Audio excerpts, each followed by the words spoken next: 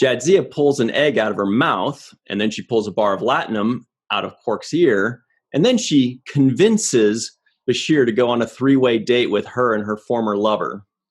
Hey, everybody, and welcome to the 7th Rule with Cirroc Lofton. What's up, guys? Convinces.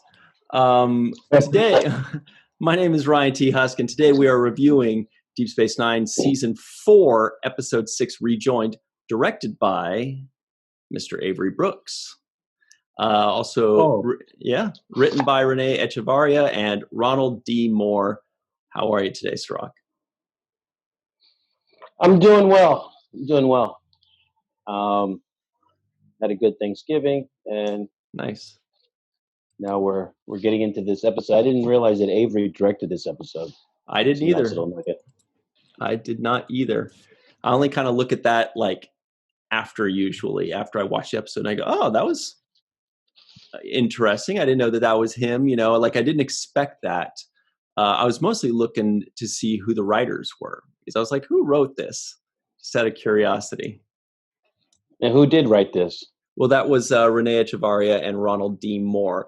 The story was Renee Echevarria, and he and Ronald D. Moore wrote the script, the screenplay. Yeah, not my favorite episode out of the whole lot of them. What? All right, Cirroc's not pulling any punches. Here we go. We're going into it. Yeah, I know it's a big shocker for you, but but yeah, no, this, you know, it was hard for me to get into the story because it was kind of like, you know, a romantic type of movie or episode, which I'm not the most emotionally in touch guy, so those things lose me after a few minutes. I don't know. You get touched when it's like father-son moments or like best friends, but when it comes to like romance, you're like, ugh. Yeah, all this romance and but yeah, so that was the big thing for me, was trying to get over just the whole like, okay, this is. It reminds me of those moments when your parents are like, "We have to talk," or your significant other says, "We have to talk," and you're like, "Oh God, this talking thing." So this was an episode about we have to talk. Yeah, it was like watching the talk, which is always uncomfortable either to be in or to even observe from outside. So it was. I felt for Jadzia, though, in some moments. I felt like in the beginning when she was suffering from that anxiety about seeing her ex, I felt like that's pretty much everybody. I think we all go through that to a degree. Yeah. Also, I do want to say very quickly, because we're going to be talking about exes. We're going to be talking about Michael Eddington, he's out there stealing the show every day, night in and night out. We're going to talk about Jadzia and all that fun stuff, and Avery's directing.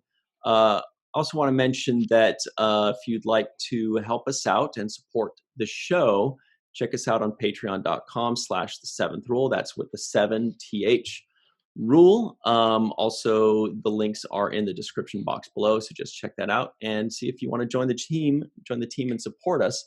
If you'd like a way to help us out non-monetarily, just make sure that you subscribe. Make sure you hit the bell icon for notifications. Sorry, I'm sleeping too today. And share this video around, comment in the comment section below. You know, help us out. Talk about us. Hang out with us. Join us. So, not your favorite episode, huh? Well, not really. I understand, but it was a good kind of a breakout episode for Dax. Right. She's kind of been in the back burner a little bit with her storylines. And so just to get a little character development for her is good. So I was happy to see that. I actually saw moments in there where I could see the improvement of her as a performer. You know, I said, you know, there were moments where I was like, oh, okay, Dax has really grown into this character. Mm-hmm. And Terry Farrell is more comfortable in delivering her her her performances on the show. So I thought she actually showed a lot of improvement in this particular episode. Yeah, and this episode is really important in Star Trek and TV lore because it had Star Trek's first same-sex kiss, which happens very little in Star Trek, but this was the first one, and this was October 30th of 1995, so it was not that long ago. Our good friend and associate producer, Dr. Marie Segal, points out that I believe she mentioned Mission Log, our buddies over at Mission Log, the podcast, did say that this was, in fact, not the first same-sex kiss on television. I guess some people have that, they mistake that. It is obviously the first in Star Trek, but they mentioned L.A. Law was the first, and then there are other shows like Roseanne, Picket Fences, and The Real World that had it, a same-sex kiss before Deep Space Nine or before Star Trek, but this was still a momentous occasion. It was very important, even though they had to do it in a way that's kind of skirting around the subject a little bit. Kind of like when Uhura and Kirk had the first interracial kiss, and that was the first in television history. It was, there was like some possession story or something like that. It wasn't quite directly the two of them being madly in love and kissing. And this wasn't necessarily, two women in love the way we normally think about it, but it was more that it was two past lives. Yeah. I mean, obviously it was much closer because they did accept it. They weren't like, well, I feel feelings for you, but no way, you're a girl. And that's what, so they were totally fine with it. So Star Trek definitely did improve there in that the people had zero problem with the fact that they were of the same sex. Like that was not part of the story at all. That was perfectly acceptable. Yeah, and that brings me back to the What We Left Behind documentary that Ira and the team did. They mentioned this particular episode and kind of go into detail about what you're talking about. And one of the things I think Ira very humbly said was that he didn't feel like this is a episode that covered same-sex relationships as well as he would have liked. So he didn't give himself credit for covering this particular topic in the way because he never does. He's always hard on himself. Yeah. But that's great. We like that about him. But you're right. I believe in the documentary they left a question mark. Like, did they address this? Let's leave a question mark. Right. And now having watched the episode, I can understand why he wouldn't give himself a full credit because, it was a normal relationship between two people, but it was their past lives. And now they inhabit this, they both are inhabit female bodies. So technically it wasn't, like you say, a love story between two women. But I felt like they covered this story pretty well as far as that is concerned, as far as the issue of two people having been in love, but now seeing each other in a new form. I mean, that was well done in this episode. That topic and that idea was well covered in this episode. Just a little bit too romantic and slow and drawn out, because it's an emotional conversation and not, and it doesn't go right to the point the way I like. You want more science stuff about wormholes and stuff. Well, the funny thing is, I thought that maybe. See, what affected me was the fact that Dax is now, because Dax was a man when she was with this other person, this other woman in her past life. I think it was Tobias, right? Yeah, Tobin. No, it was. Was it Torias? Torias, that's right. Yeah, Torias. The only thing that I thought was interesting was the fact that Torias clearly was impulsive and had all of these things that didn't listen really well and was impulsive and had some regret for the actions that he took at one point. But that wasn't the version of him that I felt like was having these conversations. I felt like these conversations were really more from from Jadzia's perspective, Right. not so much so from his. You know what I mean? Mm-hmm. Yeah. By the way, Torias was actually his middle name. His first name was Skella. That's All a very bad He-Man joke. But anytime I that's can put He-Man in this, I'm happy.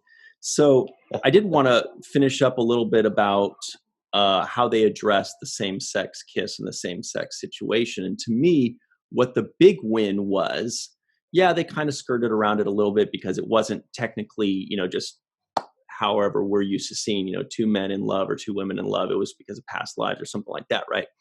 Okay, fine. But what I thought they really addressed perfectly, and what I do think is a big win, was, like I mentioned, that it was not a problem for anybody. They had a problem with it being taboo, for Trills to have, past lives, reconnecting with past life love interests or significant others. But nobody had any problem with it being two women.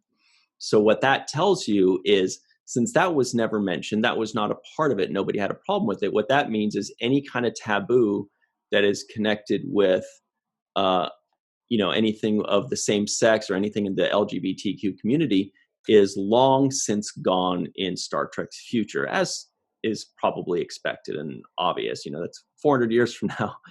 Better be gone by now. But that was, but that's, that was not even mentioned as an issue. It wasn't even a talking point. It wasn't even a point of interest for them. It is completely moved on to the point of being like a non-issue in any way.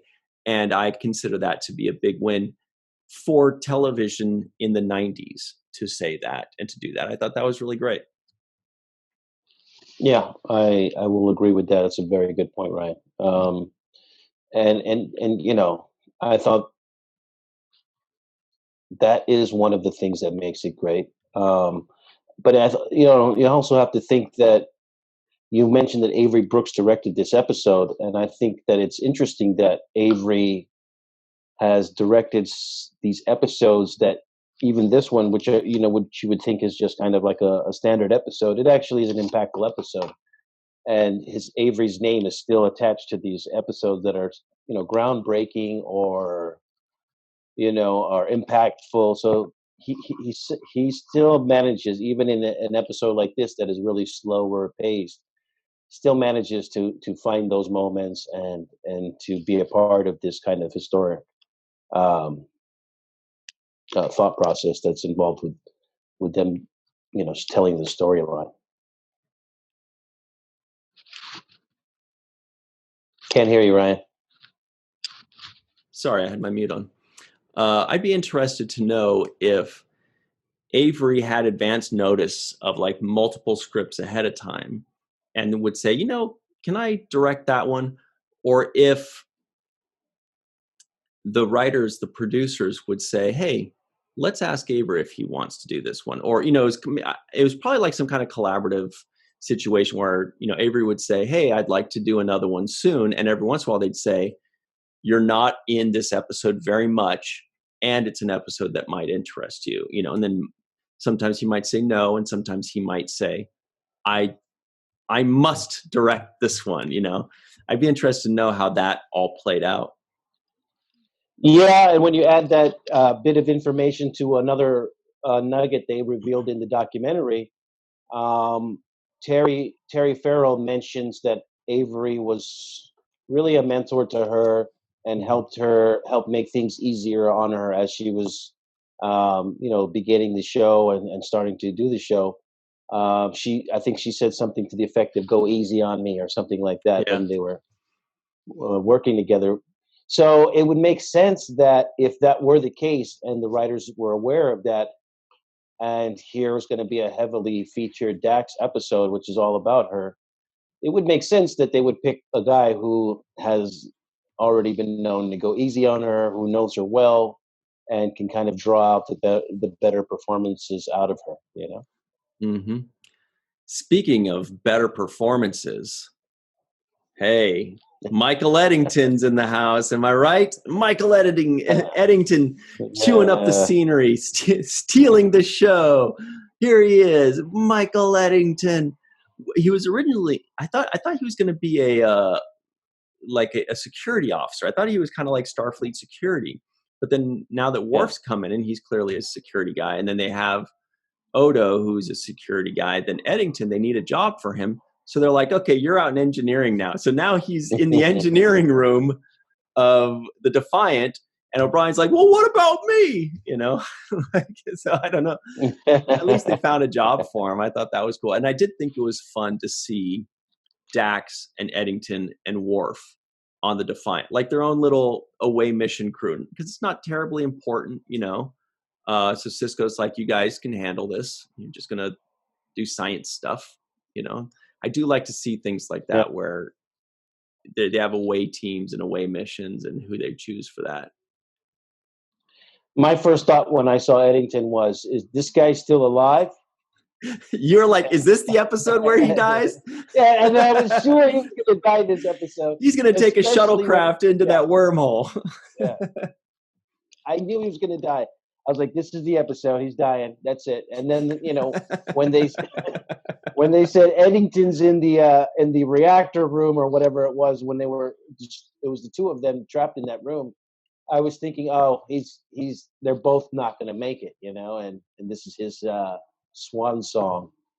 But sure enough, Eddington stayed alive. I actually would like to meet the actor who played Kenneth Marshall. So would I. Yeah, I never had a chance to really see him at any of the conventions. And I didn't spend much time with him when we were doing the show because obviously none of my scenes had anything to do with what he was doing. So we didn't saving really the universe. Yeah, because Eddington was saving the universe week after week. Yes. Well, I was saving self-sealing stem bolts.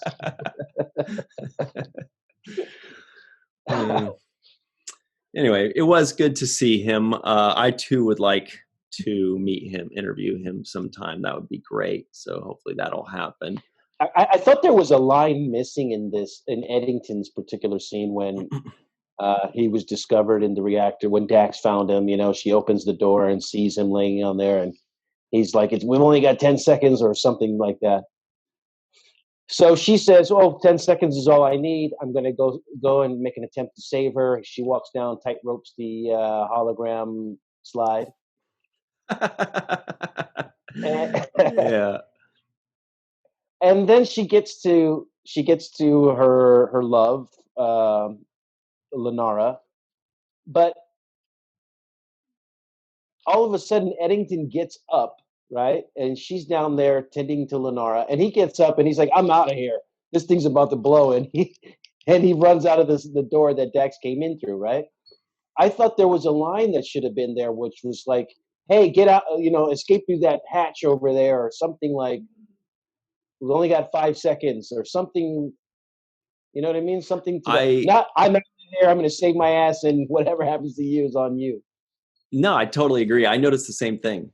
I wonder if it was cut out of the edit or something, because it was almost jarring where we don't know that he's going to run out. Like she's doing, you know, she's going on the force field and she comes down like this and we're like, okay, what are they going to do? How are they going to save him? And Eddington's like, and we're like, wait, what? No words, nothing. Nothing. Not an explosion that makes him duck away. Not a Dax saying, go, get out of here, we'll be fine. Not Eddington saying like, good luck, suckers, or, you know, like he just went, whoa. Yeah. Meanwhile, she risked her life to get to him. Yeah. He's that's your problem. I'm out of here. I see an open door here and I'm taking it. Yeah. There was a misline there. It was something to the effect of, hey, 10 seconds till this thing blows. You know, something like that, and he rolls out. And then that little porthole that she found at the bottom. I was a little disturbed by the fact that Lenara was acting so helpless when she didn't seem like physically, you know, incapable of getting up and walking herself. You know, there didn't seem to be that much damage to her. You're so unromantic, Cirroc. She was waiting. She was like, Dax, I can't do it without you, Dax. Come on. Yeah. I'm over here, No, I mean, Carry me. there was some Carry kind me. of, there was a blast. So maybe she was concussed.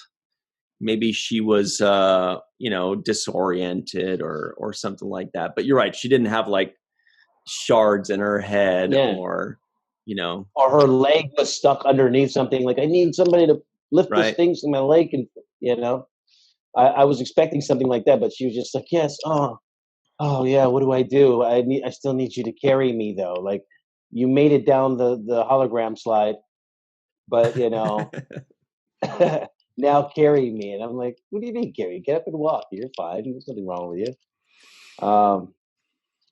So yeah, that's the romantic part of me. Yeah, I mean, yeah. I also noticed that, and I rewound it to make sure that she started moving before Dax got to her. Like, it wasn't like Dax shook her awake. She like started moving and then, Dax is there. So if Dax hadn't come, she might have been okay. But Dax was like, no, I need for her to know that I'm her hero so that she chooses me over her career. And Lenara's like, yeah, that still didn't work, man. That was sweet. I like that move. That was very cool of you, but my career is pretty important too, which was kind of a surprise. And it's good that, Star Trek likes to surprise us, because oftentimes you would expect that it's Dax that says, no, I can't do it. My career is too important to me. Starfleet's too important. But Dax was ready to throw it all away. And it was Lenara that said, no, can't do it. And Dax is brokenhearted. And Julian's like, see, now you know what it feels like. Actually, there was a moment there when Dax was confiding with Sisko about whether or not she should go ahead with this move. And I really liked Sisko's stance on it. He listened. He was like, okay, I hear what you're saying. And then Dax basically said, so you don't think I should do it? He was like, nah, I don't think no. Right. Which also was kind of surprising, because a lot of times he would just be like, whatever you feel is best. And he did end up coming to that later. He said, look, if that's how you feel. But yeah, she was like, hey, I don't want to lecture. And he appropriately pointed out, you came to me for advice. I'm giving you an advice. Yeah, you might not like it, but that's what I think. Yeah. That's what I think.